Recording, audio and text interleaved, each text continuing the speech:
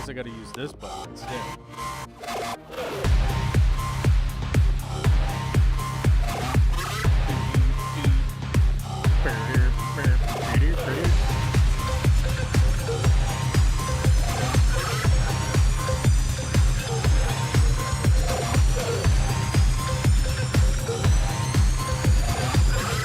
Corvus. Oh my god. Corvus. Oh my god. Do we have enough lights to start on Friday? Hype train style? We got a hype train to hype for a start on a Friday. Alright, let's push this button. Does it begin soon? Who knows? I was waiting for that song to end. I think this is the end. Guys, I think this is the end of that song. It is. What's up, everybody? It's Friday. What are you doing? What are you doing today? What are you doing on a Friday? What's going on? What is happening? It's the 21st of January. That's what's today. Today is the 21st of January in the year 2022. Tuesday, the 22 of the 2nd February is coming. That day is coming. The 222 day is coming. Are you guys excited for the 222 day? I am. I don't know why. I think my mother was on the internet. I think she was interneting like old people do. And she saw a meme. She saw some sick memes, bro, that how the 22nd of February is going to be the second month of the 2022 with the 2 at the beginning, and then a 2 in the middle, and then a 22 and a 2 2s and lots of 2s on a Tuesday. She was pretty excited for it, so maybe that's what's up. Patty's Petite Tanks is raging against the machine. Dude, I get it, bro. I get it. Aren't we all? Aren't we all raging against the machine, right? I think we are. We all must be just raging against the machine, just like... what's his name from there? Who was in that band? I got to remember who's in that band. I can't remember. There's Morello, right? Rage Against the Machine. I can literally remember in like 1995, 96, I think. 1996, Bulls on Parade came out, right? The Evil Empire. Who's in the band? Tom Morello? I don't know who Tim is, but Zach De La Roca. They're all raging against the machine. I think Tom Morello is like, doesn't he have a PhD in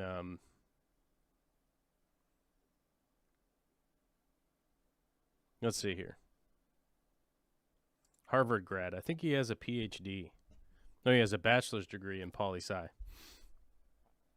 Doesn't he have like a... I thought he had a post-grad. I thought he had a post-grad degree, but maybe not.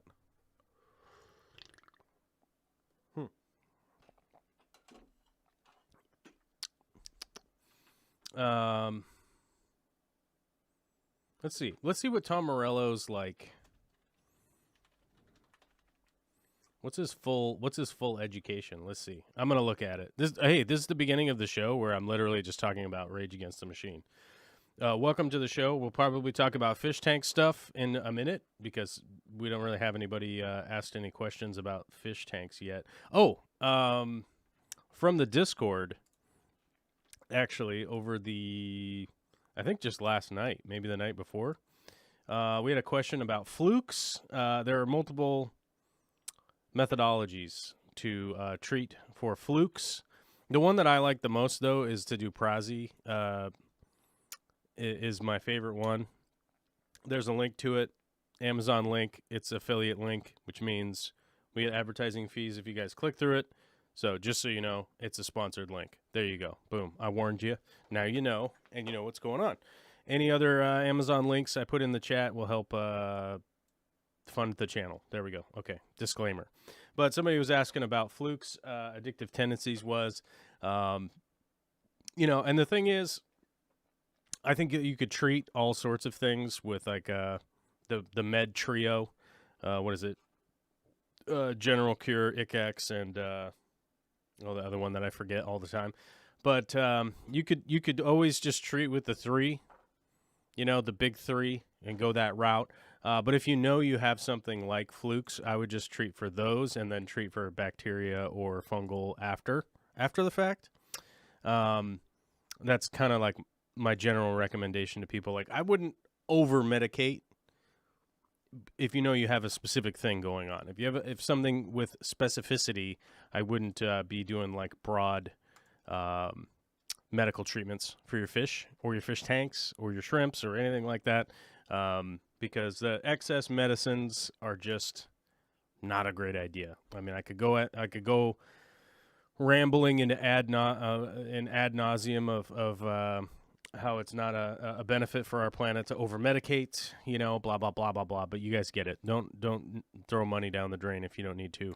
Well, I guess is probably what the average person would take into consideration there. Yeah.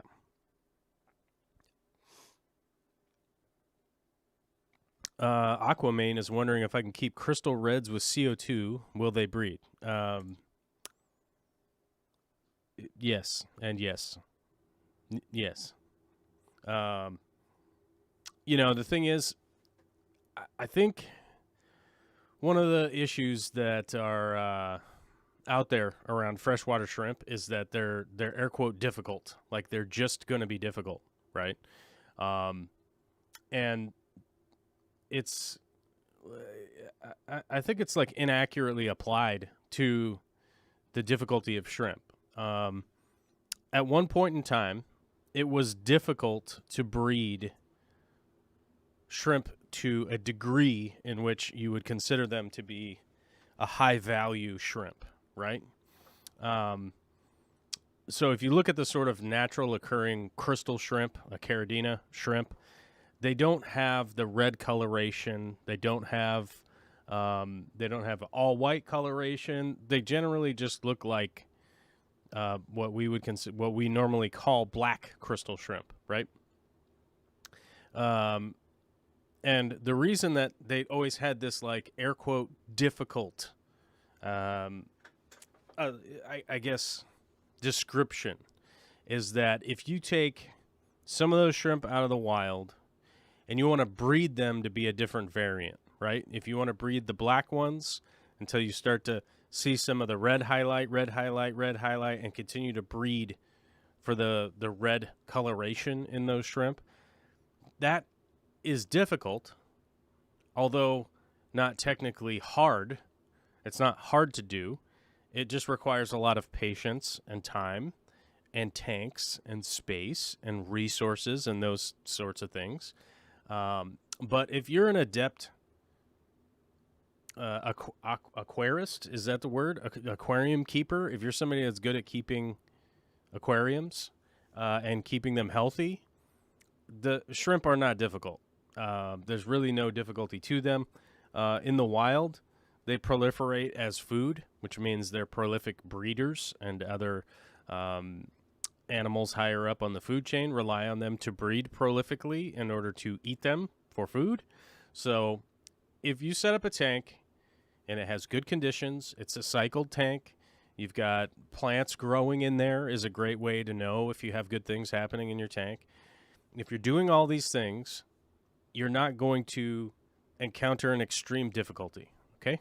So I think there's just a real, like, I think there's just a whole lot of street talk, I guess, would be kind of the thing. Is a lot of people just saying stuff, rumors and nonsense. And oops, I just clicked my audio controller. I wonder if it's going to open. We never like opening that control panel. Weird things happen whenever I open my audio control panel. So hopefully I didn't fully click the icon. There we go.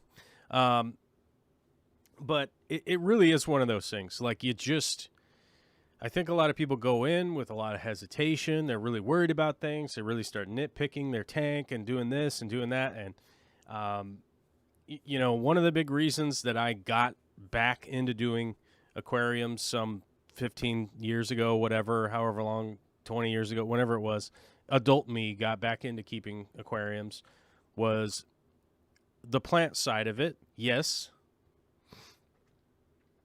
I've always been heavily interested in horticulture and growing and maintaining plants and doing, gardening type things. I mean, I like mowing the lawn, even though I know how detrimental lawn care is when you scale it up to what is going on in the United States. But I still like mowing the lawn because it looks cool. It's just like this aesthetically cool thing, even though I know it's super wasteful and whatnot. But, we grow our garden every year. We expand our garden every year. We try to make better systems to run our garden and whatnot. And there's a lot of interest there. I'm heavily interested there. And I got into doing planted aquariums. That's how I got back in as an adult, because I wanted to grow plants in a tiny box because I lived in a horrible apartment. My life was easily described as a horrific lifestyle. Like, I didn't have a lot of obviously good things going on, which is an important distinction to people from the outside looking in. If I make a YouTube video and you guys watch it, you don't see the background that goes into making that, right? Like, you don't see the behind the scenes of, screwing around with shots and figuring out this, and the camera's broken, and I got to order a new battery, and I need a new SD card, and I got to fix this, and then the computer's acting weird, and blah, blah. Like, you guys don't see any of that stuff, and you don't really see the representation of somebody else's life. And, it's been brought up to me recently on a couple of occasions. People have been, like, sending me messages. They're going, like, bro, you need to take care of yourself. You need to take more vitamins and blah, blah, blah, and this and that. And as I try to explain to people that, like, when I say I've been sober for 2,810 days is an important thing to me. And one of the reasons that I say that is because I didn't have a lot of good things going on in my life, and I had a lot of negative things going on in my life. And aquarium keeping was the catalyst, I believe, keeping plants alive, learning how to breed shrimp, doing that kind of stuff was the catalyst to create a change of going, all right, this is all got to go in some kind of different direction, right? It was very easy. If you go back and look at, like, a lot of my old YouTube videos, you can really see what kind of conditions I was living in, a lot of things like that. Not a whole lot of it, but you can see a little bit. You can get the idea of what's going on there. And like I said, people have been emailing me like, bro, you got to take care of yourself, or, oh, hey, don't worry about getting sick all the time. It's just because your kid goes to daycare. But I'm not here to, like, tell everybody my medical history or anything like that. That's not, like, the point of having a conversation with people, right? But I have a lengthy history of a lot of crazy things happening to me because of those many, many years. And when I say many years, I mean like 20 years of heavily abusing my human body, right? So I reaped the benefits of living that wild lifestyle. So, yes, I probably do get sick fairly often because of things like that. There's not much that I can do about that other than just taking care of myself the way that I can nowadays, right? So I do my best to do that, and I appreciate the sentiment that I get from people, but it is what it is, and so we just have to deal with it. There's nothing we can do about changing the past. We can change today, which will hopefully lead into a better future for everybody. And one of the real things about that is the plants were the catalyst for me to get into the aquarium. I wanted to keep tiny aquariums with plants, right? And then I wanted to figure out how to get better at keeping plants. I wanted to figure out how to get better at keeping plants. So as I spent years researching, you start to realize that like the ecosystem of the aquarium itself ends up being beneficial to everything that's in it. So if you accidentally focus on growing your anubias, right? You're like, I got this anubias. I want to grow it. I want to propagate it. I want to get it out there. I just want to grow this anubias. I want to take care of this anubias plant. Well, guess what? Everything else is in the aquarium is going to benefit from you interacting in that manner with the aquarium itself, right? If you are focusing on growing healthy plants, if you're focusing on trimming your plants and doing water changes for them and adding a little bit of fertilizer, making sure there's good light in there, maybe you are supplementing with CO2 and those kinds of things. As that stuff proliferates and grows and is healthy and is doing well in the aquarium, everything else is going to do well too. It's the catalyst that allows everything down the chain to do better. That's why I've always kind of tried to explain to people that, like, if you're taking care of the plants and doing that stuff, you're not really going to have to worry that much about water quality, because the plants will help balance out the stability of the water, right? If you're making sure the plants are growing good, you probably have pretty good water quality, A, and then B, you probably have pretty stable water, because plants will generally show you in an illustrative way something is wrong with your water, right? So if you are focusing on doing that, when you're focusing on doing that activity, right, the other things are going to benefit. Shrimp are going to breed. Shrimp are going to be healthy. Shrimp are going to keep going. Same with fish. Fish are going to breed. They're going to give birth. They're going to have more. They're going to proliferate. They're going to get bigger. They're going to grow. They're going to do all that stuff. So I always try to kind of bring back people to the plant side a little bit for those reasons. Like, those are the reasons that I'm going, like, hey, hopefully these plants interest you. Hopefully you get really interested in these plants, because that was the simple gateway for me to do simple application towards generally being successful in the hobby that I'm trying to do, right? Now, there are some people out there that want to keep cichlid tanks with rocks in them. And, you know, hey, to each his own. If that's what you really like and that's what you really enjoy, you're probably going to have to go a slightly different way, right? You're probably going to have to approach the hobby in a little bit of a different manner. But one of the things that I've always tried to bring to the table there is that if you do have a large cichlid tank like that, then you might want to think about applying an extra body of water to that system so that you could get the benefits of things. So you could get the benefits from things like plants, right? And that's really like, it's really like unimportant to some people, but one of the reasons why I wanted to always kind of push sumps and things like that is that there are so many benefits there that for even people like just the cichlid keepers that want to keep cichlids with rocks and that's it. Well, now you can apply all those plants and everything like that into the sump and utilize that bigger body of water, which realistically you start to emulate their natural habitat, right? I know that like Lake Tanganyika doesn't have a bunch of plants growing in the substrate, but plants are a big part of that entire habitat when you think about it and look at it and you go, okay, this is kind of what's going on here.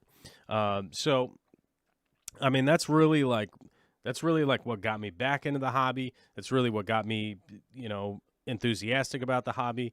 And I always kind of try to push people in that direction of going like, figure out what you can do to apply what it is that I really like in a way that you like to your hobby, and you'll probably see a lot more benefit. Somebody has a YouTube channel with 6 videos. Okay. I have a YouTube ACC. I have 6 videos. Oh my God. 6 videos. What am I supposed to do with that? Do you want me to promote your channel? Okay. Hey, if you want me to promote your channel, here's how it works. Just like every other advertising business in the world, everywhere, whether you're in China or Africa or Australia or the United States or Canada or UK or the EU or wherever, every advertising company in the world demands a tribute. You understand? That's how that works. Hopefully you get what I'm saying. Give me some money and I'll advertise your YouTube channel. No guarantees on results. No guarantees on results. Fish Tropic says, I gotta be a good guy. I gotta be a good guy? How am I being a bad guy? How am I being a bad guy? Is that me being a bad guy? I don't know. Is that me being a bad guy? Oh, shoot, man. If that's me being a bad guy, I don't know what to tell you. But I can make fun of people that show up in the chat and act weird. I think that's part of my job. That's part of my job right now. You know what I mean? Yeah. Anyhow. Tony Franzen, all the way from Sweden, was the first to the chat today, which I appreciate. Rumbust was the second, all the way from Sweden. 1 and 2. Sweden came in with the gold and the silver today. I feel like I got like a little eye booger here or something. What is that? That's bugging me. Okay, I think I got it. I don't know. Something was bugging me right here in the corner of my eye. I think I got it. And Paula Kreinberg was third. I'm not sure if Paula is America, but hey, man, if America's up on the podium, we like that. Aubrey fourth, Kiwi Mamo, Terry's Tropical Tanks, Big D Smoke, Patty's Petite Tanks. It's a 5-gallon and under.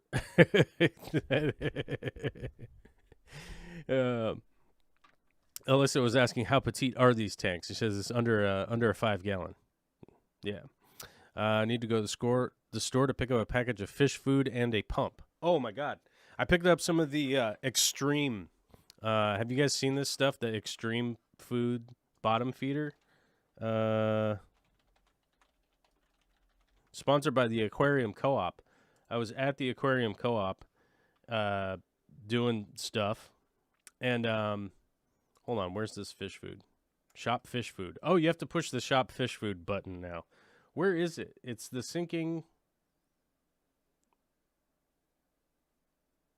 No, that's the flake one. Where's the one that I got? I think it's the sinking one. I think that's what it's called. Yeah, it's this one right here. If you guys know what I'm talking about, it's this one right here. The bottom wafers. Yeah. Here it is. Sponsored link. Go over to Aquarium Co-op and buy fish food and let them know that I sent you, and then Corey will know. He'll know that I sent you. But this sinking fish food from Extreme, actually, who was it? Thatch was like, "Oh, dude, plecos love this stuff," and I was like, "Yeah, all right, I'll see what happens." I gave some to the pleco tanks yesterday. And they ran right over there and started eating it. So I guess that's my review. All the Super Reds went right over and started fighting over the pellets, the sinking wafers. So hey, so far, so good. Yeah. Oh my F&G, Boba Fett. Yeah, I really want to talk about Boba Fett. The Blackie, Dr. Black 66. We didn't have a Tuesday stream because Dr. Black was out sick, not feeling well, and so we'll be talking about that next week. But yeah, I think cursory review. Let me give you a real cursory review. Cinematic elements really good. Just really solid camera work and editing, honestly, except for one portion. But here's the thing, like there's a portion of the show that I think is good for the show, but I don't happen to like it very much. And it's the campy biker gang scene. I did not like that. I just it doesn't feel it doesn't have a feeling of like, wow, this is really kind of what's going on this weird derelict planet out here. But regardless of that, the cinematics are really good. There's definitely been some callbacks to other elements of the past, I guess the best way to put it. The people working on the Book of Boba Fett are fans of all sorts of film. So I think that they're doing a great job. It just goes to show Jon Favreau is just steeped in this stuff, right? Dave Filoni doing a great job. I think that like Rodriguez is probably the weird addition who's like adding some of this weird sort of stuff to what's going on, but I think it's fine. I think the campy nature of some of the stuff I think is important for people to remember that, like, you know, it doesn't have to be 100% serious all the time. I think it's good to have some of that stuff in there. But overall, I'm very happy with that. The backstories are great. Getting a lot more backstory on the characters is awesome. Really fleshing out some of the characters is great. The direction that it's going makes a lot of sense. It's really, you know, it's hitting home. I really like it. Aubrey says the solid, vibrant colors of their speeders seems really out of place. Yeah, that's the thing. It just some of the stuff seems just out of place. But yeah, you know, it was just kind of weird. But I think putting in that campy stuff in there is a reminder that like that it's not necessarily for like little kids, but it's really for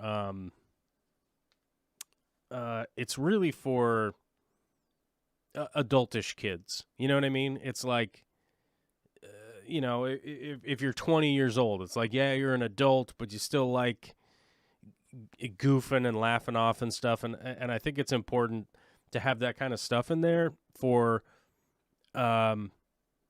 older people to remember some just goofy jubilance, right? Like just have some jokes, have some laughs. Don't worry. Like everything doesn't have to be dark and grim and you know, death and destruction and you know, Darth Vader all the time. You know what I mean? It doesn't have to be Death Stars and Darth Vader all the time. Wayne Talbot, what's up, buddy? Good to see you. Have you seen Dune? I have seen Dune. We saw it basically like the day it came out. I'm a huge fan of the literary series of Dune. I really like it. Frank Herbert was a fantastic author, in my opinion. I've always loved the series. I love the original one that came out. It's just so weird, and I think they did some kind of groundbreaking-ish stuff, but it is just kind of timeless to me. But the new one with Denis Villeneuve, however you say his name, is amazing. It's amazing, and there's a few things that I would personally change, but they are definitely not even remotely deal breakers at all. It really does capture what's happening in the books, and some people say it's too long, it's too this, it's too close to the books, blah, blah, blah. I love the books, and I think they're great. And I think if you're going to adapt a book, just adapt the book. I've gone off at length at the Wheel of Time series that is on Amazon, which is another book series that I really love, that I think is fantastic. The Wheel of Time series on Amazon is just a complete and utter disaster. It is just mind-boggling how bad that show is in comparison to the book. And I'm not normally the person that says go read the book as opposed to watching the TV. If there's a good film of it, go watch the film. That's way more fun, I'm going to be honest with you. There's moving pictures, there's sounds, there's actors, there's people, there's stuff going on. Like, I feel like here's a good example. Lord of the Rings. If you watch all of the Lord of the Rings movie, do you have to go read the books? Not really. Like, you don't really need to go read the books. It's not something that is paramount for the understanding of, like, what happened in the Lord of the Rings, right? Go read the books, sure. You'll learn a whole bunch of cool stuff, and it's fun to read, and I like reading. I like reading. I like literary stuff. I literally today, like, one of the things that I wanted to do was do some script writing on some of the Peru episodes and see if you guys have any ideas of things that, like, need to be included before I start going into because, like, right now I sort of have a rough edit on all of the Peru videos, but it's just sort of jumbled and chaos. But we might do that on Monday because we're kind of off on a tangents today, so that's kind of fun. It's fun when you guys are engaged with the conversation and we can all kind of go back and forth and stuff. You know, so my thing is, like, with Dune, if you watch that film, you probably don't need to, if you're paying attention and watching that film, you probably don't need to read the books. My big criticism is they should have shot both the movies because I personally am selfish and want to watch the second part. Right? I'm just like you guys. I want the next thing. I want, hey, what's this next video coming out? Hey, what's this next thing coming out? I've mentioned it time and time again on this channel, and I don't want to beat, as they say, beat a dead horse, right? I desperately want to be working on big filming projects and stuff like that. Currently, like, my usefulness is applied in building systems and stuff for the aquarium co-op, repairing and replacing stuff at people's homes, and taking care of my daughter. Those are, like, kind of the three pressing issues that I have to take care of on a week-to-week basis, and I'm happy with doing that. You guys gotta understand. I'm happy with doing the things that I'm doing now. That doesn't mean that I don't have goals or aspirations to do more so, right? So it literally is my goal to be really making some big giant projects like that. When is that going to happen? I don't know. You know, I listened to some podcasts today, this week with Mark Cuban, and I realize that is a billionaire that I would probably hang out with. A lot of astute observations from that guy. He seems like a real straight shooter. He might be playing a character, I don't know, but he seems like a real straight shooter, and I think we're going to shout out Mark Cuban this week. If Mark Cuban wants to come over and fund some fish tank projects, Mark Cuban, you're more than welcome. I keep trash talking to other billionaires to step up, but maybe like in the friendly way, I'll be like, hey, maybe Mark Cuban wants to show up.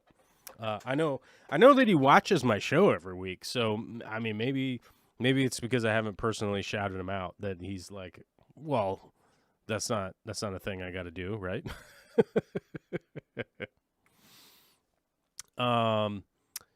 Let's see. Let me go back to the chat here a little bit so I don't get too far behind. Fish Tropic says like a side event. Yeah. Wayne Talbot, good evening. Blah, blah, blah. Have I seen Dune? I finished up Mando after starting Boba. I ran out of episodes, so I binged The Bad Batch. A lot of intertwining storylines between the three shows. Yes, Will. I would recommend watching The Mandalorian, then The Bad Batch, then Boba Fett. But bear in mind, this is the reemergence of Star Wars. Like, the team that they have working now, Dave Filoni, probably Robert Rodriguez, but definitely Dave Filoni and Jon Favreau. They have the Ashoka Tano coming out. We have the Kenobi series coming out. We have the other Mandalorian season coming out. There is another thing coming out. The whole bunch of stuff is being made for Disney Plus around the Star Wars universe that is really, I think, realistically going to save Star Wars from the last movies that they made. Those movies were such trash. Yeah, I mean, it really the movies are so bad. There's so many points in those movies that make absolutely no sense to the rest of all of the universe that has been built over the 40 whatever years since Star Wars 1 came out, A New Hope. Sorry, Star Wars 4, A New Hope, whatever. You guys know what I'm saying.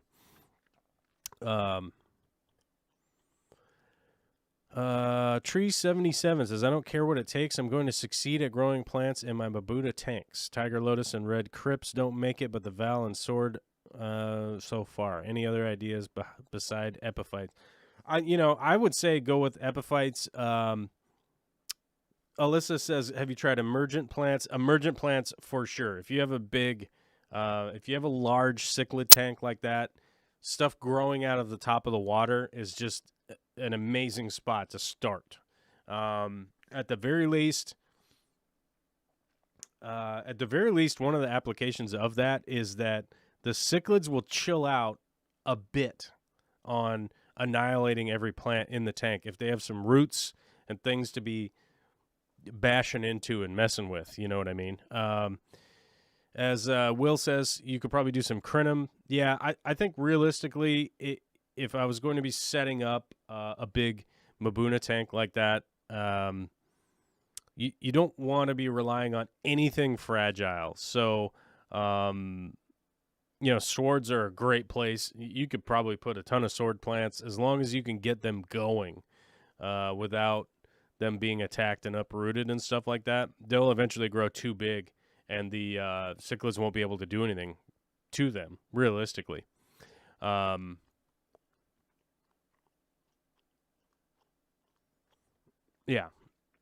Now, Rumbust has said one of the most controversial statements that has ever been posted into my live chat in the 10 years I've been on YouTube. One of the most controversial statements I have ever seen in my live chat is, I'm so sorry you've lost your inner child. The new Star Wars movies are at least as good as the originals, though not as revolutionary. I could make hours and hours long videos about all of the incredible inconsistencies in those films that make no sense whatsoever. What happened to Rose? You guys remember Rose from the second film? What happened to her? She's just not in the third one. Why is Rey the best pilot, the best mechanic, the best fighter? She's insanely adept at using the Force. She's overpowered. She's Superman, right? Basically right out the gate. Why does the hyperdrive blow up all the other ships? Why does the new, what are they called? The New Order? Why do they build these giant weapons if you could just make ships go hyperdrive and blow up entire fleets? Where did the New Order come from? There's no origin of the New Order. We don't even know who the New Order is. They seem to be bigger than the Empire. They're bigger than the Empire. They have more power. They have more influence. They have more money. They have all of these things. Where do they come from? We have no idea where they originated from. So maybe they came from the Empire, but they blew up all the stuff from the Empire. The Empire fell apart, and then suddenly they just grew into this giant thing. Makes no sense. Palpatine is incredibly overpowered. He apparently was blown up on a giant ship, exploded into space, and it didn't kill him. He didn't die. He just was like, I didn't die. I've just been around. Yeah. And then it's like, well, where have you been for the last 40 years? I don't know. Chilling over here. Why did they build all of those ships underground so that he could just reveal them being pulled up out of the ground? Why were they all manned and built underground? And if they were built underground, why did you destroy where those ships were built by crashing them through the ground to get them out of the ground? It makes no sense. None of those films make any sense. Rumba says a true child doesn't waste time to analyze that much. They just enjoy the films. I will say this. As a child, I analyzed films. So, incorrect. That's an incorrect statement, my friend. I analyzed style. I analyzed films, and I wanted to know what was going on. The stories had to make sense. Otherwise, I didn't enjoy them, which is why Ghostbusters is one of the greatest child films ever. It completely makes sense. All of it makes sense, and they made it for like $100,000 or something. They made it with like no money. It's wild. It's so good. It's so good. Have you ever seen Alien? Plot consistency. Aliens? Plot consistency. It makes sense. Like the story goes forward. It makes sense. Oh, crap. There's aliens, and we're doing stuff in space, right? That all makes sense. It's completely disjointed. And those movies, they make zero sense. Yeah. I came out full grown. It's true, Rum. Aubrey says the plot and pacing is pretty horrible in the newest trilogy, although Kylo stopping that blaster bolt and the red suit fighting scene are pretty epic. Also, Porgs. Yeah, on Kylo Ren, okay, it also makes no sense that in the second movie he destroyed, or was it the second movie or the first one? I don't know. Within the trilogy, he's emulating his apparently grandfather, Darth Vader. So he has a Darth Vader helmet, and then he gets shamed to the point where he's like, "Oh, the helmet's ridiculous," and he destroys that helmet in a ship that gets destroyed, and then whatever next movie, he's just got it again. It's just back again. Like, why does he have the helmet again? We literally had concluded how dumb it was that he would have had the that helmet, and he destroyed it. And then in the next movie, I guess he went to a store that sells those helmets, which is weird. Like, why is there a store that sells these helmets? What kind of credits do they take? Do they take New Order credits, or do they take like Imperial credits, or what exactly? Where did you get that? Those movies make no lick of sense. I literally could just go on for hours and hours about how pissed off I was about the stupidity of those movies. And by the way, when they killed Palpatine at the end, right? How do we know he's dead? Because they blew him up. They killed him and blew him up before, and then he just came back. Like, he didn't die. So how do we know that he's actually dead now at the end of the movies? Like, oh, is this the real? He really was defeated? This is the real time. The other time wasn't real. This time is real. You see how none of this stuff makes sense? None of it makes sense. I swear, it's just... To be honest with you, I think it's a drug-fueled writer's room, and J.J. Abrams arguing with Rian Johnson, and them not even communicating on what they're going to do in which movies. It's just nonsense. It's a total failure, a lack of teamwork, a lack of cohesive writing, a lack of people working together to create, what could have been an amazing thing, because special effects are great. The visuals are great. Half of the visuals don't make any sense. And also, by the way, in the newest 3 movies, anyone can just be a force ghost, and just affect everything around all the time, which is kind of interesting because, Vicky and I had this conversation the other day surrounding the idea of the afterlife, right?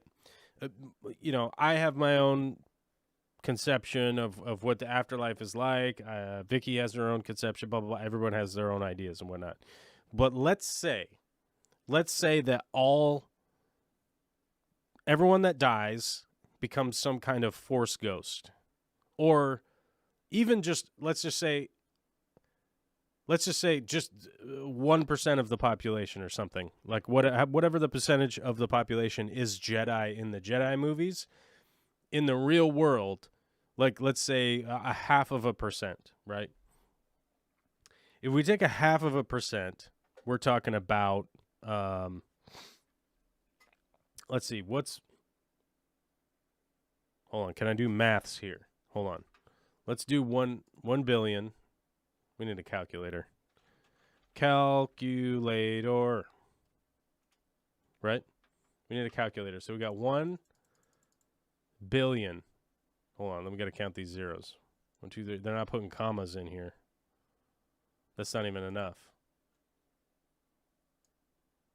How many do we got? 3, 1 more 0. Okay. So we got 1 billion, right? And then we go percentage 0.05 equals. So we're talking about for every billion people, there would be 500,000 Force ghosts, right? Now there's 8 billion people on the planet. So we go times ocho, right? So now we've got 4 million Force ghosts running around in afterlife, dead, whatever. They're ghost people, right? We have ghost people that can touch things, move things around, talk to people, do all that kind of stuff. They're doing they're doing all that. And hey man, like why wouldn't you go and tell someone else, hey, these guys on the other side over here, they're building a weapon that will destroy these 5 planets in 6 months from now. Like the Force Ghosts didn't even warn anybody that so those 5 planets, even if they were like poorly populated, like let's say that like there's only 50 million people or like conscious inhabitants on all of those planets, that's still like 250 million we're going to get destroyed by this weapon, right? Like, why wouldn't you be alerting anybody about that during the construction? Like, hey, they're halfway done building it. We need to go stop this thing from being completed, right? Like, and if those ghosts existed in our world, why aren't they warning us about stuff that's going on?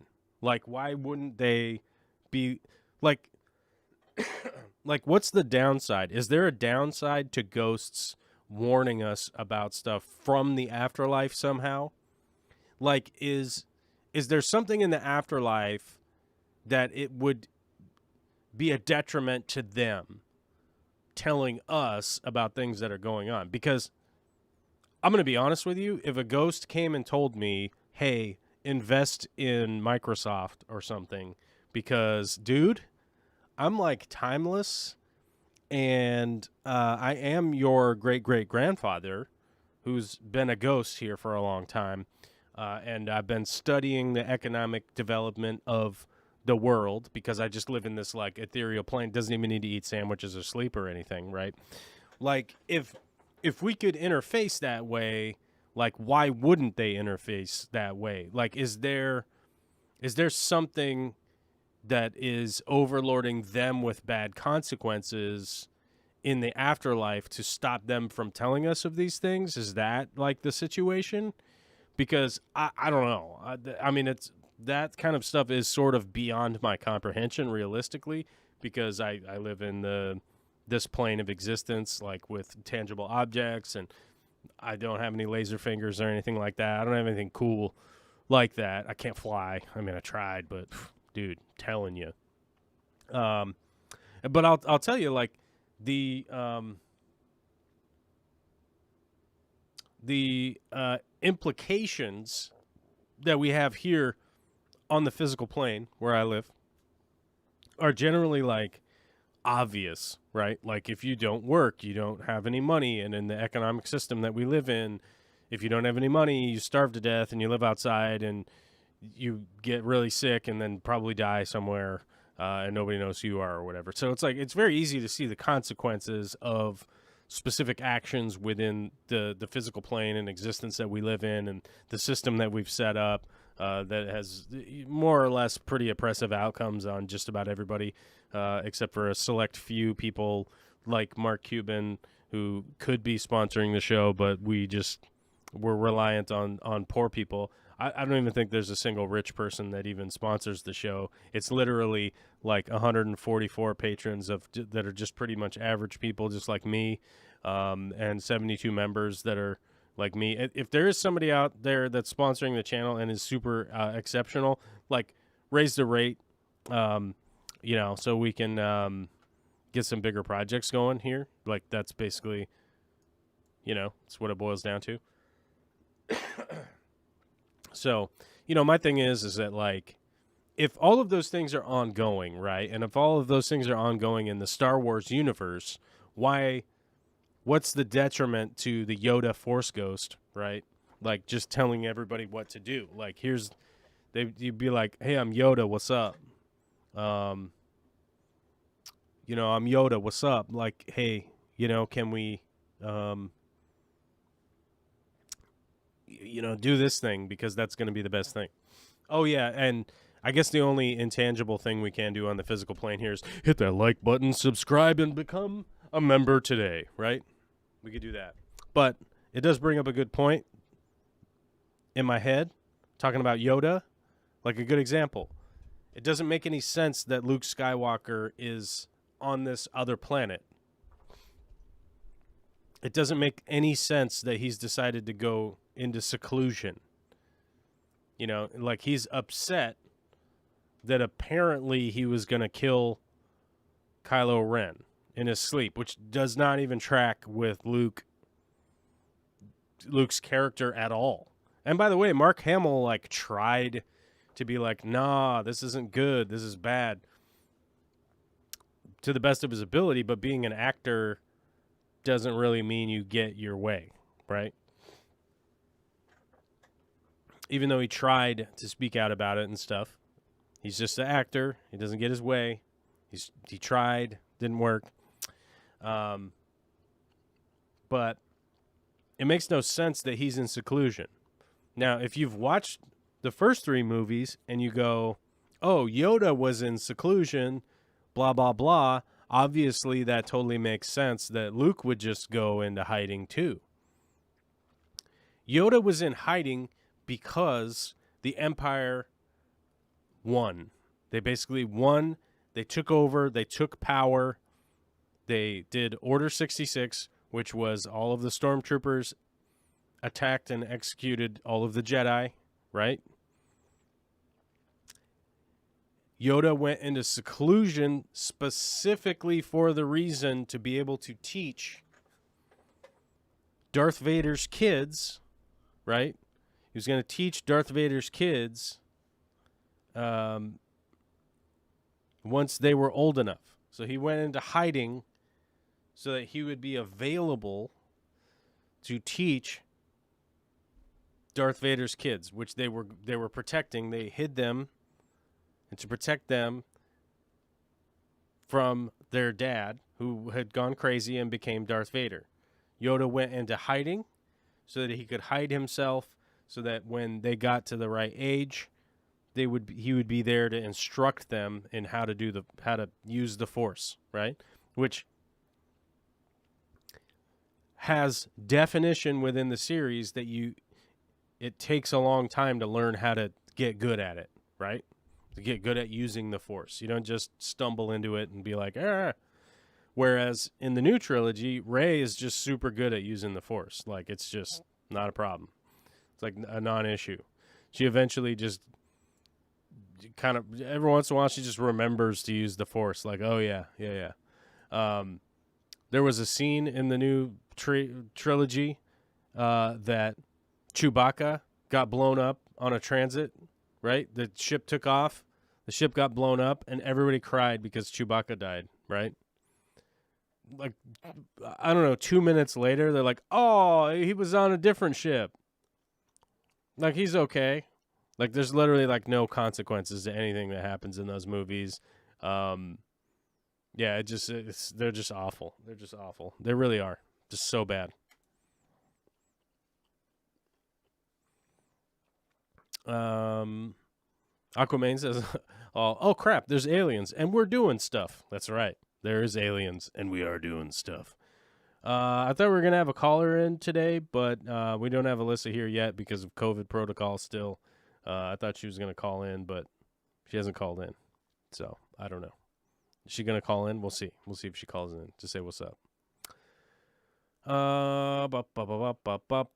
Predator and Jaws. Predator 1 actually made sense, believe it or not. I think that movie made sense, and it's literally like, it's the epitome of an action movie. You know, nothing going in. It's exciting. Wild stuff happens throughout the whole entire movie, and there's a definitive end. Like, it does all this stuff. Like, when Predator came out, no one had a clue what the Predator aliens were going to be, what it was about, really.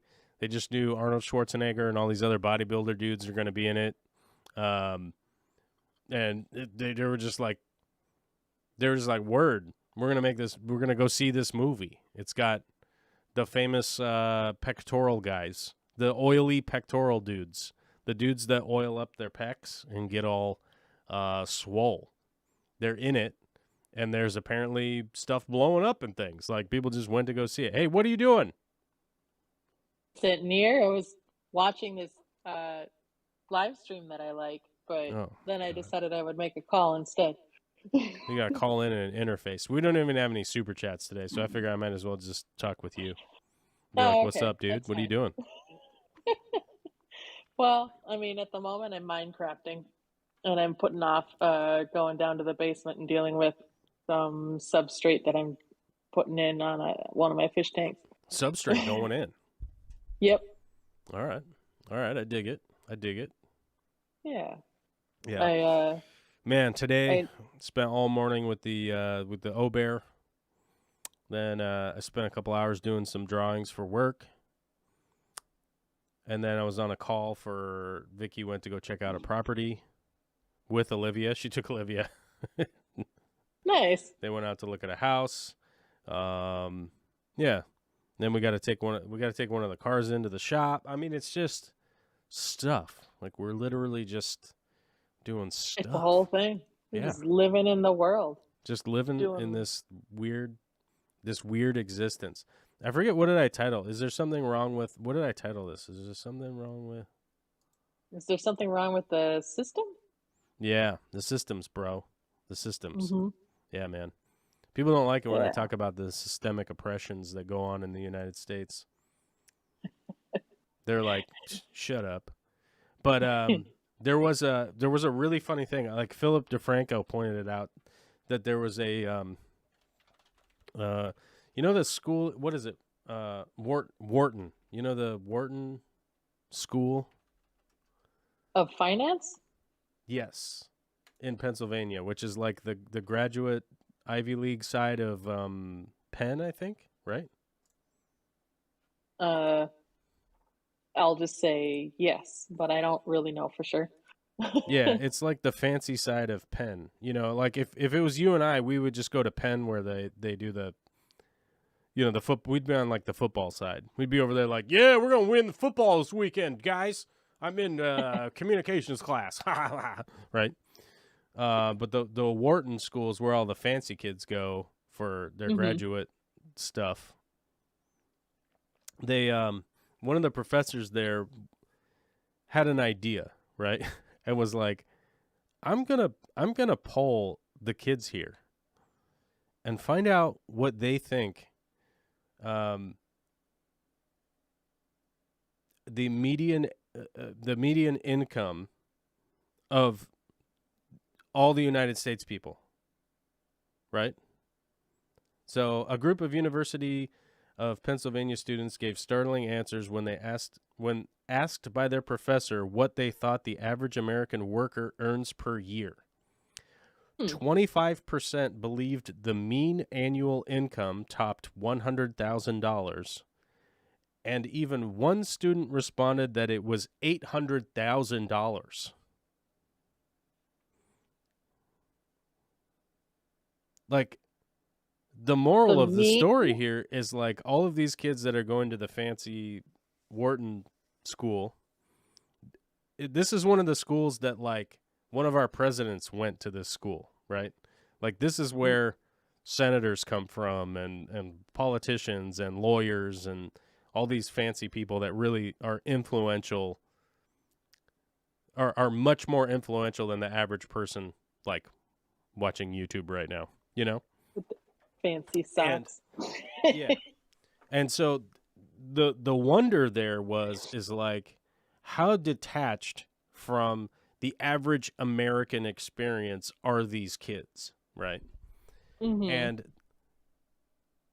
a shocking amount of them think that everybody down here working is just making $100,000 a year, which, Oh man, that'd be like, so the great. average the average median income in the United States is $35,000 a year, right? Which, Right. 35,000 to 100,000 is a wild discrepancy in different in differentiating what people's day-to-day experience is, right? Yeah. But here's what's funny. So the average family income of a Penn student is $195,000 a year, according to data from the New York Times. 71% of the school's student body comes from the top 20% of earners in the country. And, like, Mm-hmm. obviously, this is sort of an anecdotal thing that happened, right? Like, it's Right. just a college professor polling all of his students, right? Or their students. I'm not sure who it was. Their students. This college professor is polling their students and they're coming back with some wild answers, right? Yeah. And if you're talking about, like, these people become lawyers, these people become politicians, these people become policymakers, right? For us, the peons down here, the people that are just downstream going, hey, I think $15 an hour is probably a decent point for where minimum wage should be right now. Because if you look at the rate of inflation over a period of time, like, the minimum wage isn't even following inflation, right? And so maybe we should try to catch up to that, because it seems to be it has been not important to increase this minimum wage, right? And then Right. you have people that are making $15 an hour right now trying to punch down on the people making $11 an hour or $8 an hour or whatever. That those are the people that are trying to take away from you. And the reality is that, like, super rich people are sending their super rich kids to super expensive schools, in which open up doors for them to write policy for us in the future, right? Yeah. And somebody asked me in one of the live streams a while back, I think it was Fish Tropic. I think Fish Tropic was talking trash a little bit and was like, why don't you run for president? And it's like, the first thing is, I don't have a master's degree or any kind of post-college degree, right? Right. So most of the political groups in the United States I would immediately be disqualified. I'd get a DNQ, right? Mm-hmm.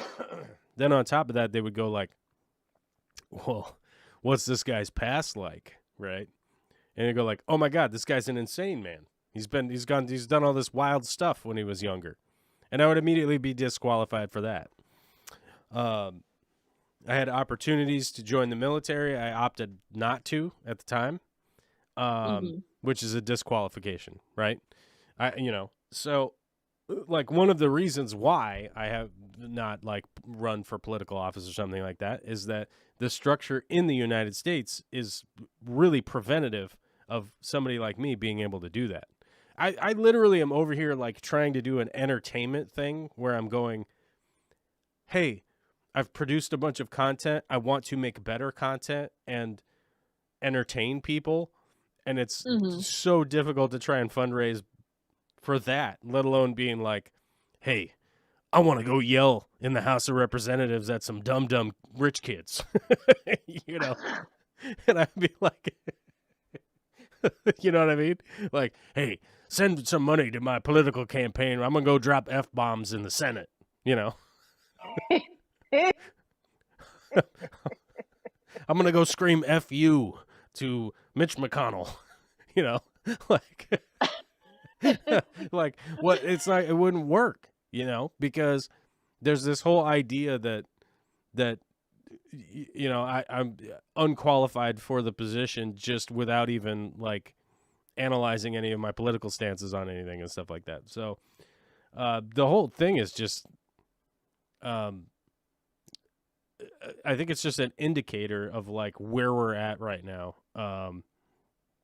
And where we're at right now is actually not as far separated from 100 years ago as we like to think, you know. Like we had the 100-year anniversary from women's right to vote, right? They were just like half of the population. They're just like, they can't vote. Well, why not? Because vaginas. Right. Oh, Well, and they were just everybody going knows with that you forever. can't think properly if you've got one of those. So, you know. Yeah. It's like, well, why can't they vote? Because they vagina. Oh, Yeah. oh, that's why. Well, yeah, Uh-huh. and they're physically, on average, less strong as me, because I'm dude. Mm-hmm. Mm-hmm. Mm-hmm. Because wiener, right? And they're like, but you can't vote. Yeah. I don't know.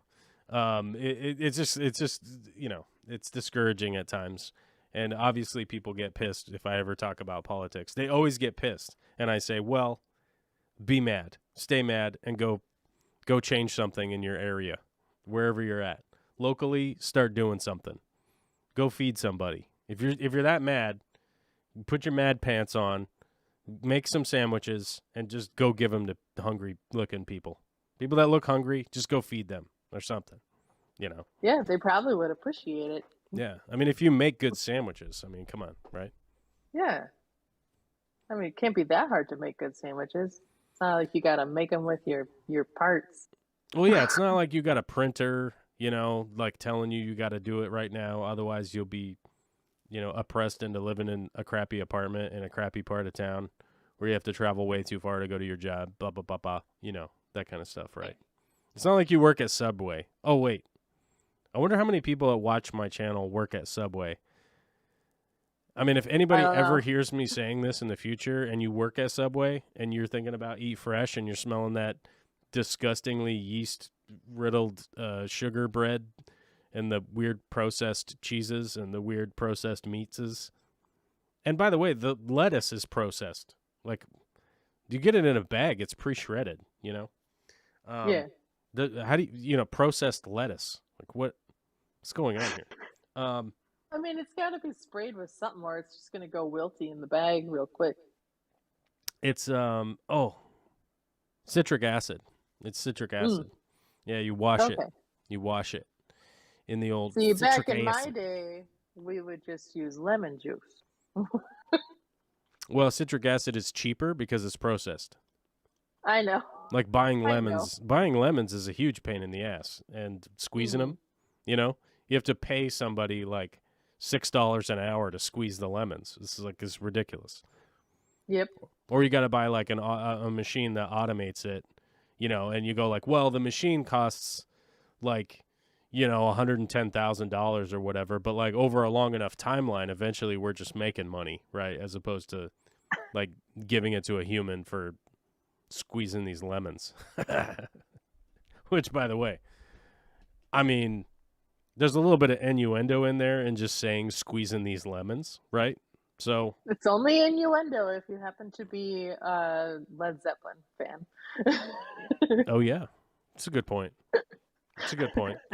That dude wearing those revealing pants, though, I gotta admit, it's a bit much.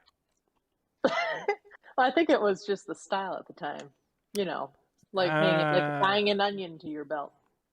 You think the average person was doing that? I don't think the average person was No, no, no, no, no, not the average style at the time. I just mean, for rock stars.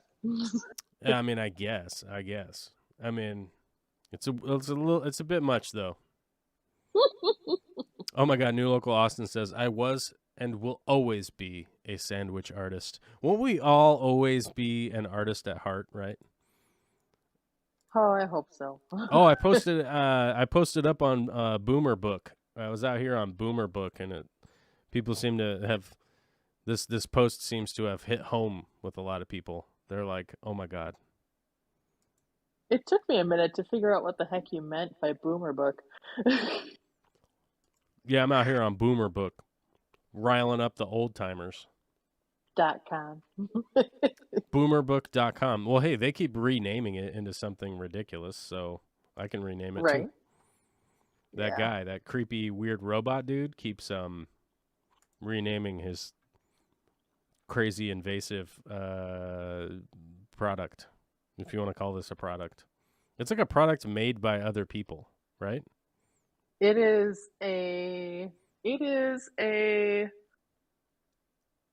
it is a device intended to utilize the human population as a product in order to feed them ads. Right. It's all about ad sales. Because there was that guy, Mm-hmm. somebody was on the channel earlier trying to advertise they were trying to advertise their YouTube channel for free, which is Mm-hmm. weird because like that's not how With this this works. six video. I'm talking about like an economic mechanism, man. Like if you want me to advertise your thing, cool. Just give me some money to do it, you Right. know. And then I'll be That's how like, ads work. "Oh man, I was about to hold up this book. I was about to hold up this book that I'm reading right now, but it does have the leader. I'm gonna hold it up.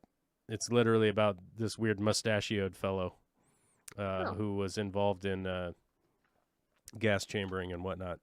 But it's a book about the David Irving trial, and David Irving was always lying about the Third Reich and just how they went about doing it. And it is astounding how many creeps have been just allowed to be around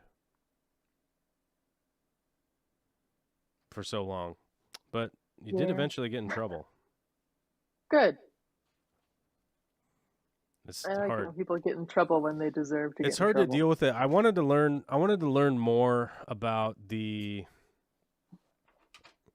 So my one of my uncles died at a very young age. I think he was like 49 or something like that. It's my Mm. dad's brother, and the weird thing is that they lived out in Idaho, and Idaho has always been like fairly um, isolated, right? It's a pretty isolated population out there, and Mm-hmm. in the past, before the internets and whatnot, it was a very very isolated area, and there still are to this day a whole lot of creepy weirdo groups out there in old Idaho, and a lot of anti-Semitic weirdos that have decided to get their groups together and then group up and make themselves into a team. I guess I don't know. And my They're uncle, team weirdo. my uncle, lived up in the mountains, and I think the town that he lived in was like 500 people or something like that, and really remote. So not only a small town, but they were really remote. And there were a lot of times in the winter that you couldn't even get up there because they couldn't keep up with plowing the two lane road that went up there. Oh wow. Sometimes they get socked in. Um, but my uncle, being just like kind of a nice, friendly guy, like got to the point where he was trying to explain to my grandmother, his mom, that he didn't think he had been convinced essentially that the Third Reich never committed the Holocaust. And my grandma was like, your father was in World War II and he's right here. Like, what? you know? Like like, hey, your dad was a witness. Like, what are you talking about? What? You know? And Wow.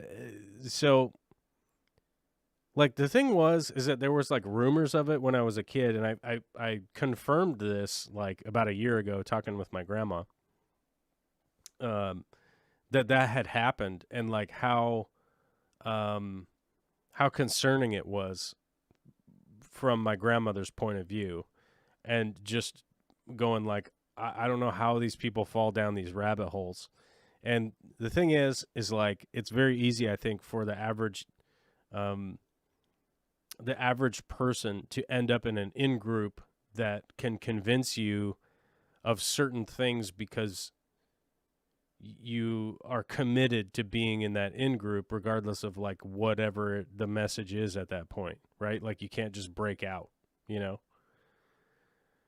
And Yep. I think a lot of that happens, and I think a lot of that has to do with a lot of the politicalization that we see, and how deeply like polarized like the United States are. Because once you're in that in group, other people basically give you a hard time about it, and then the only time you're ever not given a hard time about it is by other even more extreme people, right?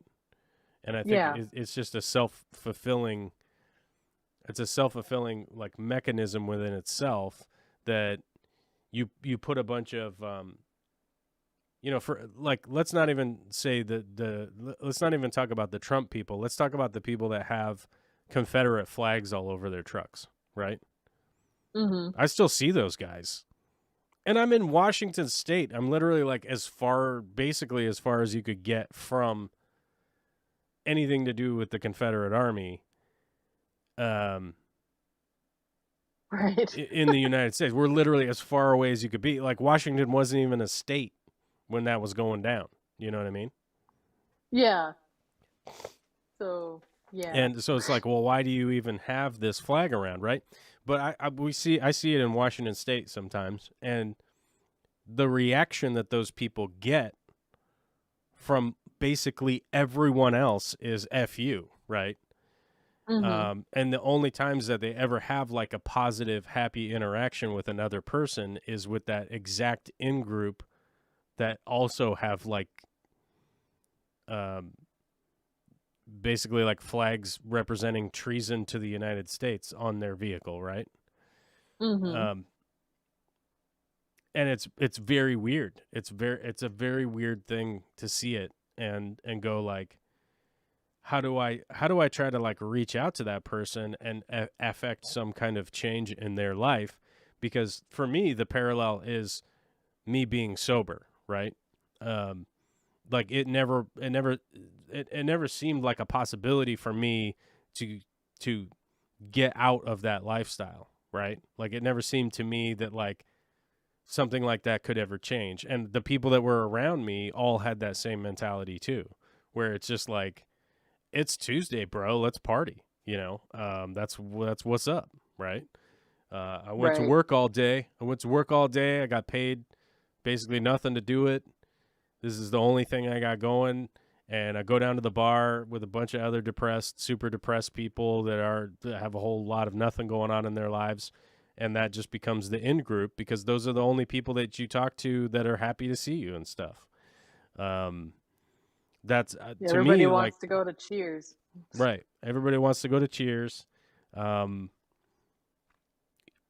Sam Malone was a retired baseball guy. Um, Mm-hmm. let's see, like who else? Who else was in Cheers? Because you had Sam Malone, the bartender, who was the good-looking former baseball player, right? There's Norm, There's Norm, the who wasn't Norm like a post retired? service. Oh, Norm wasn't that Cliff? Wasn't Cliff the mailman?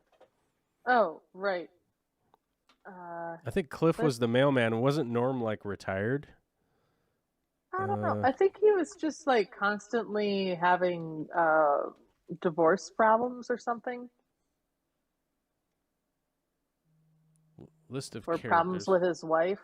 Yeah, I mean, maybe he was just like a married guy. So Diane Chambers was Shelley Long, a highly academic, sophisticated college student. Um, Oh, that's right. Rhea Perlman was was in that. I totally forgot. Wasn't she was married, or maybe she's still married, or maybe not. Wasn't she married to Danny DeVito, I think? I don't know. Norm. Here's Norm. Article Hillary Norman Peterson. Oh my god, his character's first name was Hillary. Norm Peterson. A bar regular and semi-unemployed. Okay, he was a semi-unemployed accountant whose common name Norm is often shouted whenever he enters the bar. Outside the bar, he frequently changes jobs and has a troubled marriage with, but is in still love with and married to Vera, an unseen character. Later in the series, he becomes a house painter, especially for Rebecca's bar office. Okay. Yeah, I always forgot about Norm. Like, I guess he was just like sort of unemployed dude. But Cliff was a postman. He has an excellent career, by the way. Excellent career choice. Mm-hmm. Not mad at that at all. Frasier later, you guys remember that like Frasier was from Cheers? Yep. Like, and then it became its own show where they just made up stuff about Seattle all the time. And then Woody is Woody Harrelson. Yeah, weird, man. I always forgot. I forget about this, but like Cheers is a perfect example of like these people are in an in group that is just wildly bad for them, right? Like you're basically always just getting this confirmation from a group of people that really have not a lot going on with them, right? Right. And most likely characters like Norm probably go out into the world and they're pretty much disrespected by pretty much everybody they run into, right? Because I mean, like he's an overweight guy. I mean, he's like a grossly overweight guy. He's disheveled. He's grumpy. He's like semi-unemployed. He doesn't really have a whole lot going on. He probably just running into people who are like not all that enthusiastic to see him, right? Yeah. Cliff is a mailman who back then were always characterized as these people that were super depressed. I mean, you remember the old adage of going postal because of two Yep. shootings that happened that just went on for 50 years or whatever, right? That'd be a long shooting. What's that? Oh, just the you said, you said two shootings that went on for 50 years, and I was like, man, that'd be a long time. That's Oh no, longer than no our war. But I know what you mean. yeah, Just, it's the reputation that the postal workers got for yeah. like 50 years. It went on forever. That like, oh, these postmen are so close onto the brink of going bonkers or whatever, and it's just like not even, you know. I think the last time I looked it up, I think there's like 650,000 workers in the postal service or something like that. You're like, well, these numbers don't match up. But anyhow, and then you think like Sam Malone, who's the like go nowhere, was a baseball guy, and the only thing he has to like reference is like he's like good looking, but he like sucks as a person, and he's always just referencing like his his minor success at being a baseball guy, right? Yeah, he's the washed up has been. Right. And who's like always hitting on the college student girl, right, who works there. Uh-huh. And getting denied and getting denied and getting denied until like he eventually his character grows into somebody who's more than just who he is at the beginning. And then eventually they hook up, I think, like later on in the series or whatever. But like it's a perfect example of just like an in-group mentality of like you just stay in this spot because this is the only time you're ever sort of affirmed as being a person or whatever. And oftentimes, as you guys know, I spend a lot of my time analyzing political things because I'm by myself working all the time, right? These things intrigue me. It's stuff that I want to learn about. It's stuff that I want to find better solutions for and things like that. And it really is, like, it's important to me to try and have some kind of conversations where we could all kind of benefit from the opportunity to have like a different idea of what it is that you could do. You know, I've highlighted it before when like talking about my sobriety. A friend of mine just gave me the book, and my willingness to read the book was very small, but he just put it on me and was just like, just read it. That's all I ask. That's it. Just take. It wasn't a long book. He was like, just read it, and if nothing means anything to you in there, that's fine. But there was a line in there that was incredibly important to me, where it talks about if quitting for a year sounds like an unfathomable idea, that that maybe you might have an issue here. Basically, I'm paraphrasing it. I'm not reading it exactly. I don't want to quote it exactly, Right. but that was the thing that triggered a thought in my head of going like, maybe there is something wrong here, because that sounds like that sounds to me like crazy talk. You know, like a week, I could do that. A month, yeah, I could do a month or whatever. But you get to that point where you go like a year. Well, that's just nuts. So you know how much stuff happens in a year, right? That seemed crazy to me. It seemed impossible to me. It seemed whatever, and that was the thing that convinced me. Oh my God, I gotta try something, because this is a disaster, and it's only leading in disaster. It's only going to lead to bigger disasters, right? Right. You know, and like I don't know how to necessarily bridge that or come up with something that could possibly reach across the line to people that are kind of stuck in an in-group think situation. I don't know what that is. I don't know what that is, and the reason for it is it's going to be different for everybody or whatever. But you know, there are a lot of. I think that there are a lot of people with a misconception of like what is going on, and I think the unfortunate part is that most people are living in an economically depressive state to the point where they can't even be bothered by it, and it literally just becomes are you a Seahawks fan, or are you or are you a Patriots fan, right? Right. And it just becomes that, and it's just that's because it is, right? You know, and the weird thing is like I know a lot of conservative people that if you were to phrase a political situation without like, you know, trigger words, that more often than not they pretty much agree with the policy prescriptions of the other group, right? But yet they're vilified as communists or socialists or whatever weird trigger word makes these people freak out. You know, to just like exclude whatever idea it is into it just being garbage or whatever, right? And Yeah. you know, like I literally talking to my grandma, who is like, "Oh my God, the United States is it's so dangerous," right? And I was like, statistically speaking, the United States is safer than it has ever been, ever. We have more rights than we ever have. We have more access to things than we ever have.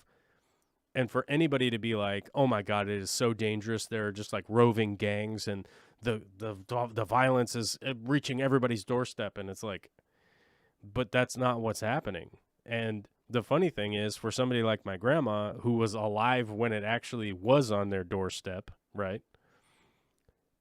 To be like, it's so crazy dangerous right now, is like, what how did you come to this conclusion? And it's like, well, I watched the news, you know, and I watched Tucker Carlson, and oh my God, they're trying to turn us into socialists, you know, and it's like, ain't nobody trying to do that. And by the way, there are some fringe people who think that that's a good idea. I'm certainly not one of them. I don't think socialism would work. I don't think it would be a functional situation.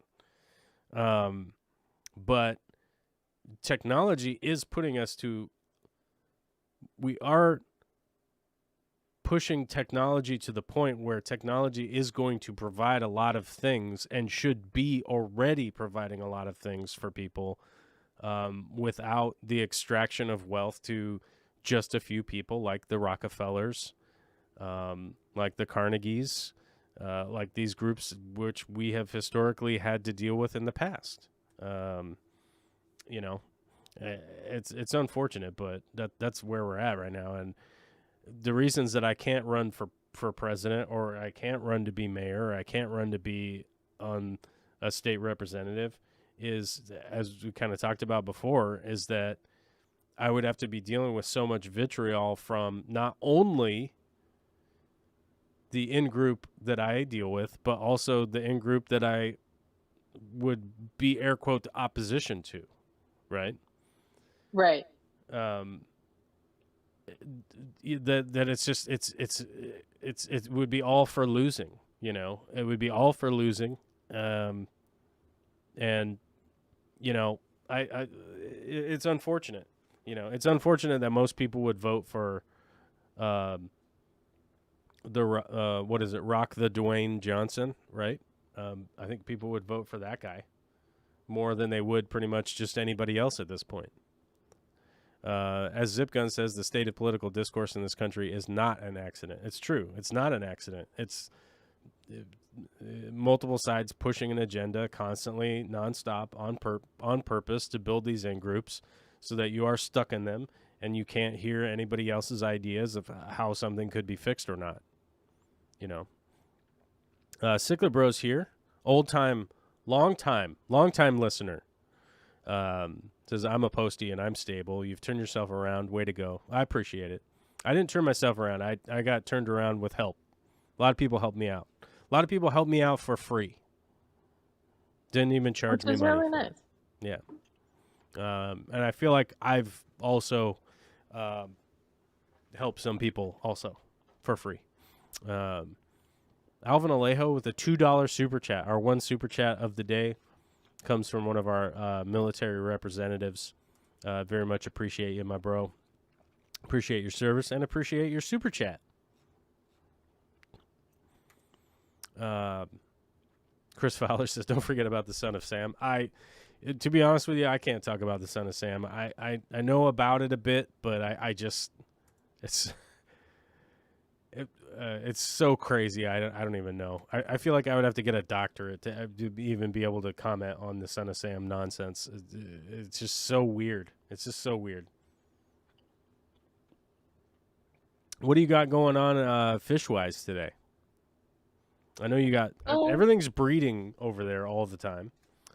Yeah, pretty much. One of my stores asked me if I was breeding super reds, and I was like, well, let me check. And I looked and I was like, well, male's sitting on eggs, so yes.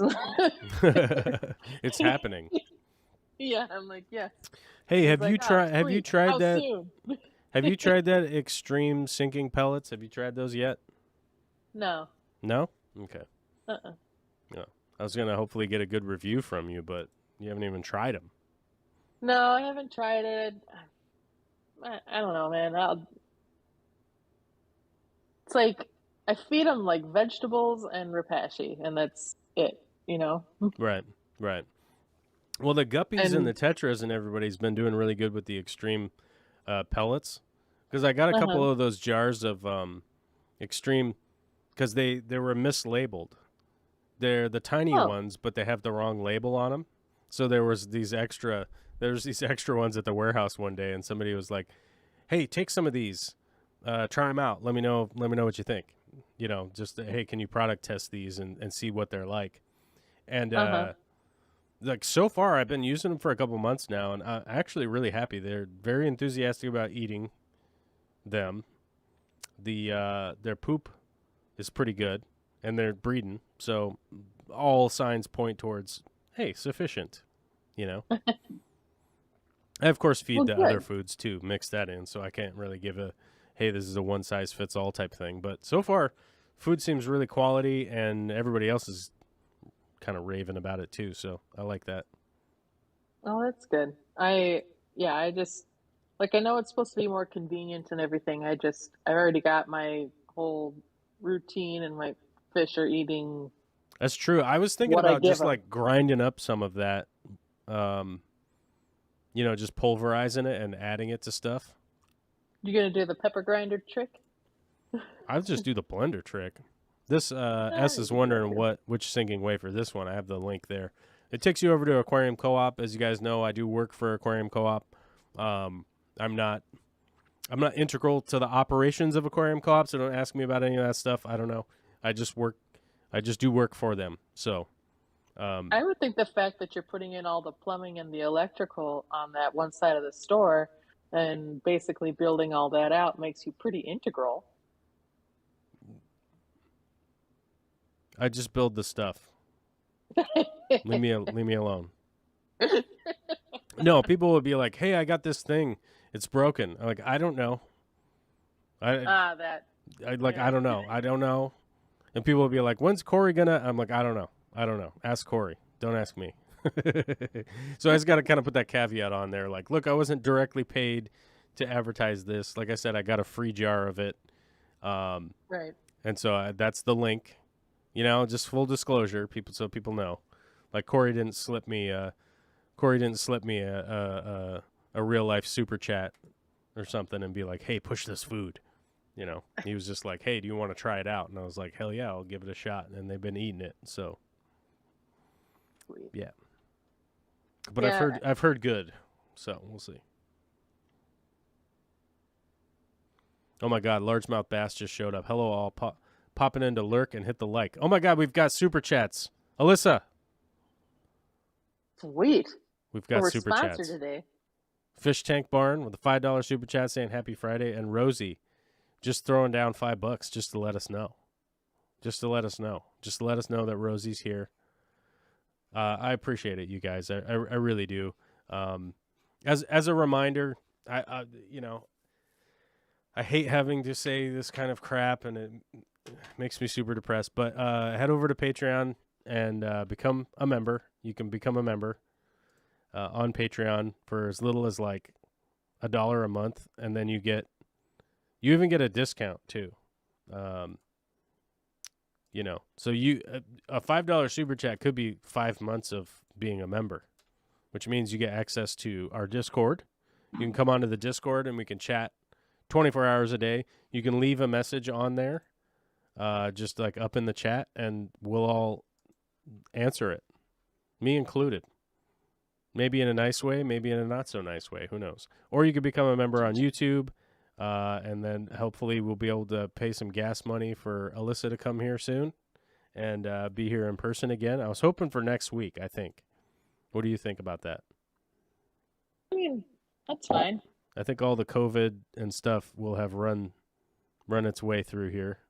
Let me check. I know that I'm like coughing a little bit and stuff today, but I have like no symptoms. I'm good to go. I'm good and recovered from the recent cold. But I spent all day painting yesterday, so I've had this like. You got the fumes in the throat. I got fumigated with 3 different paints. It was enough to kick it over the top. I was wearing my mask, but I wasn't wearing my respirator. I think the mask was making me feel super confident that like somehow what is it going to do? Pick up paint fumes? I don't think it works that way. New local Austin says, "Sorry, Corvus, I have some of the pellet in my shopping cart at Co-op. It has been like a week. Tell Corey I'll get it handled this weekend." Yeah, I don't know. Dude, I don't know about any of that stuff. I remember Corey saying something about like people have stuff in their shopping cart on the website, and I just was like, I just started thinking that song. What's that song? The da da da da. Da, da, da, da, da, da, da, da. Was that the girl from Ipanema or something? I think, right? Yes. The girl. Yes. From Ipanema. Yep. That's the thing. I almost guarantee you this is gonna get me a copyright strike. Is this right? Let's see. Is this the song?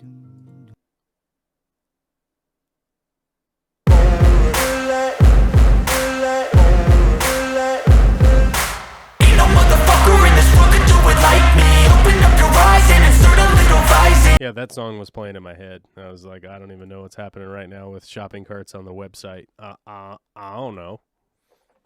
I was like, bro. It's the I was like, 1950s, shopping theme. I mean, I think it's gonna take like another 75 years before the copyright's up on that one. So who knows? But yeah, that song was just playing in my head. Like, I don't know what's going on with these shopping carts and websites. And you want to back end develop the web? I don't know. I don't know how to do that, dude. Do you know how to do back end web design? No, but Justin does. Oh, that's true. Justin does. Yep. If only I had like millions of dollars, I would hire all these like cool developer people I know and be like, let's make crazy stuff on the internet, dude. I think I would be very Mark Cuban-esque if I was a billionaire. I would be right on par with that guy. And if you don't know what I'm talking about, go listen to some of the podcasts. He was talking to Jon Stewart this last week. It was probably like an hour and a half or something like that. And it was very like, holy crap, this guy kind of does get it. All the other podcasts I've listened to with other billionaires, like a lot of them seem just so freaking weird. It's like, this guy's not even a person, but Mark Cuban actually just seems like a guy who's like legit. Aubrey says, well, if you leave stuff in your cart long enough, they usually send you a discount code.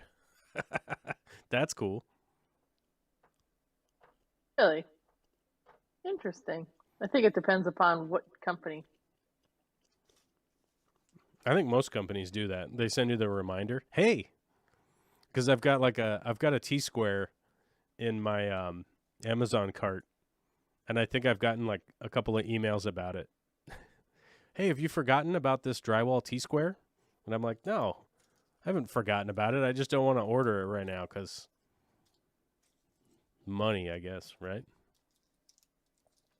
Well, that's the main reason for anything anymore, I think. It's the main reason. It's the culprit. Yeah. For everything, all the time. It's a major culprit. Like I said earlier, Vicky is up looking at another property. We'll see how it goes. We'll see how it goes, guys. I don't even want to get excited about any of these properties anymore. I was supposed to go look at a property the other day, and what was that? Hopefully it's not a giant flying disaster. No, I heard a weird noise. I don't know what it was. Maybe it's my brain. It could have been my brain. I don't know. But I went to go look at a house, or I was supposed to go look at a house. Sorry, let me rephrase that. I was supposed to go look at a house. By the time I was supposed to go look at it, our agent called me and was like, we can't go. We can't go look at the house. And I was like, why not? Like, they have COVID, so we can't go there. Oh. And I was like, oh, okay, that sucks, but hopefully they get better or whatever. But that exact house, about an hour after the appointment that we were supposed to go up there and look at it, they took an offer. Just like a sight unseen? I don't know. I wish I knew the story. I wish I knew the story of how that went down. Maybe somebody had already put in an offer and they were just thinking about it, and then they got COVID and they were like, oh crap, we better just take this offer. I don't know. I was just like, I wish I knew what happened, but real estate agents aren't going to tell you jack. They aren't going to tell you nothing. Well, yeah, I mean, I think I don't think they can tell you very much. There's a bunch of stuff, certain stuff they can disclose, but I don't think that's something that they would disclose of like, well, but if there's sight unseen sales dropping on stuff, it's been pretty wacky. One of those houses we went to look at, got an offer the evening that we looked at it. They took an offer, and it's been a lot of that. The housing market up here is fucking brutal, dude. It's brutal, bros. You will get pushed off of wanting to buy a house because you're like, hey, I will offer you the amount that you are asking, which is like 100,000 over what people think is the market value. So, is that okay? And then some dipwad will come in with a cash offer or something. It's fucking nuts. Cash closing tomorrow. I can say that when we looked for our house, we ended up paying significantly more than we were hoping in order to get this house. Right. Right. It's wild. It's wild. It's wild out here, bros. They had it like really listed for way under. Mm-hmm. And for what it is. And yeah, and we were in like a bidding war with three or four other people. Oh, that's just great. Yeah, and I think we won. Like there was somebody who was trying to bid like, was it 20 or 30 over what we ended up paying, but we had better terms or something. I don't know how it works. Right. Yeah. Pre-approved. It was earnest money. Blah blah blah. Yeah, it's all crazy. Yeah, it was like I think the other people were just gonna flip the house, which, you know, I get it. Right. Definitely can use a whole lot of TLC, but yeah, it was like I think the owners were like, you know, I think these people are actually gonna live in the house. Oh yeah. So they were that's saying, how we got our house.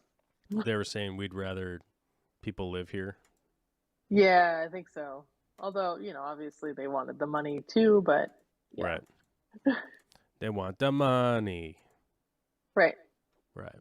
I mean, let's be clear. So would I. It's true. Because they would have bought the house. They bought the house like 20 years ago for probably a fifth of what they sold it for. So not too bad. Like, oh, okay. You did all right. Yeah. Yeah, they did all right. Yeah. Brutal. Yeah. The brutal reality, bro. Yeah. But then the thing is that they literally did nothing to improve this house. Like, just nothing. Really? Yeah, they never painted the walls, not even once in 20 years. Mm-hmm. It's just like, oh, they just lived in there. The walls. Yeah.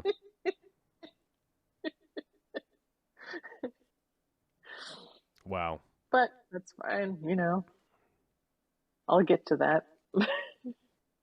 But one project at a time. It's true. Yep. First, you gotta go make one sure at a the time. house doesn't crack.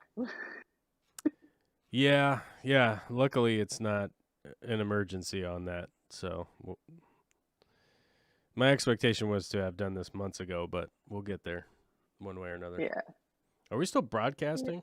Yeah. Oh my God. Is this still a show? Jeez, I don't even know. We're just talking about houses now, man. Yeah, we're just legit talking about houses. Look at this crazy nonsense. This house was bought in February of 2021, so 1 year ago, for $300,000, and then they like air quote fixed it up, and they've got it listed for $625,000 on a 30-year mortgage. Wow. Oh my God. Wait, so they bought it last year? They bought it a year ago for $300,000, which my guess would be, you know, foreclosure or something, you know. And then they fixed it up and they're selling it. Well, they've got it listed for $625,000. I don't know if they'll get that, but they've got it listed for that. So, yeah, yeah, that's how it's going around here. That's how it's going around here. Yeah, that's some crazy right there. Oh, Sigler Bro says, houses paid in full all the time where my wife works. I'm convinced the money's getting laundered through real estate. It's, you know what? It's probably true. It's probably true. There's a high likelihood that people are pushing around liquid assets from strange stuff in order, because it's kind of one of those things that like real estate can be a good place for certain people to hide large amounts of money.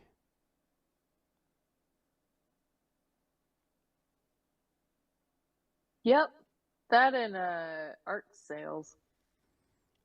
The art sales thing is insane. That whole situation is crazy. A lot of weirdos these days are like, yeah, you should invest in art, and it's like NFTs and all sorts of crazy stuff. It just the art has gone bonkers. Like known art commodities are being pushed around and hiding all sorts of money all over the place. It's pretty nuts. It is nuts. So the hardest part about that is that companies have been taking artists' intellectual property for decades, years, millennia, I don't know, long time. Mm-hmm. Like I don't know. I know a guy who I don't know, created some sort of, it's like dancing cat. It's like this silly video where he just like took a bunch of photos of his cat and poses Mm-hmm. and composed like a song or whatever to go along with it. And personally, I had never heard of it, but Justin actually personally knows the guy. It's somebody who grew up across the street from him, and he would later on, like, he put it on the internet, and people apparently really liked it. Mm-hmm. And he later on would find his cat, Mm-hmm. like the image of his cat, on like t-shirts at Spencer Gifts and like that kind of thing. And he's like, well, that's kind of interesting. Oh yeah. And people would buy it because it reminded them of that meme, I guess. Mm-hmm. And yeah, I don't know what I'm saying. I just think it's like people are trying to take back some power for themselves or some money for themselves, and then of course it turned into this whole thing with the NFTs, where now it's big corporations are starting to get in the game. Yeah. And Well, it's like Gary Vaynerchuk and a bunch of scandalous YouTubers started this whole NFT madness, which yeah, I'm there's no value to these NFTs, guys. Don't do that. right. You literally have a JPEG that you're like, it's worth $10,000. It's like, no, it's not. It's just really not. Yeah, it's a scam, bros. All right, hey, internet people, thank you for becoming a subscriber. Thank you for hitting the like button. Thank you for becoming a member or a patron. Those are all good things, and you should do more of those all the time, constantly, if you can. If it's possible, do Patreon member thing. Do that. Once we get to 1,000, I'm going to start producing like a studio. Is that true? Is that what we're doing? If we get to 1,000, if we get to 1,000 members and patrons, we're going full time. Nice. Yeah. That's the goal. You got to have goals, one at a time. Everybody's got goals, man. I don't think Xanadudu's a member, but they say I really like the extreme wafers and also the nano community. It's a little too big for most of my nano fish. All right. Get out that mortar and pestle. I was going to say New Local Austin's not a member, but they are a Patreon. So that's good. Vince Olshev says, by law, if you get an agent to find a place, they can tell you anything. They are an extension of you. Contact the name on the sign, and he will tell you nothing because he's an extension of the seller. So, like, our agent, yes, can disclose a bunch of stuff to us, but there is some stuff that they legally can't disclose to you. But our agent's good. They'll tell us whatever. Like I said, with the COVID stuff, I don't know what happened. My guess is that they already had some offers, and then found out that they had COVID, and then we're just like, oh crap, let's just take this offer. Like otherwise, because if you have COVID, you're not going to be able to have people come look at your house for like 10 or 15 days or something like that, because it was occupied. It was an occupied house. Right. So when you're doing showings as an occupied house, you have to, if you have COVID, you're responsible to tell people you have contracted it. So, and it's going around like crazy, man. It's at the store, it's at the warehouse, it's at the ups, it's at the daycare, it's at the downs, it's everywhere. We don't even know if our daycare is open yet. We don't even know. It's just chaos. It's chaos, bros. Taking care of this babies. Trying to take care of this YouTube channel. Trying to take care of people's plumbing, people's pipes, all this craziness. But it is what it is. New Local Austin has a great statement to put out here. You rock. Enjoy your weekend.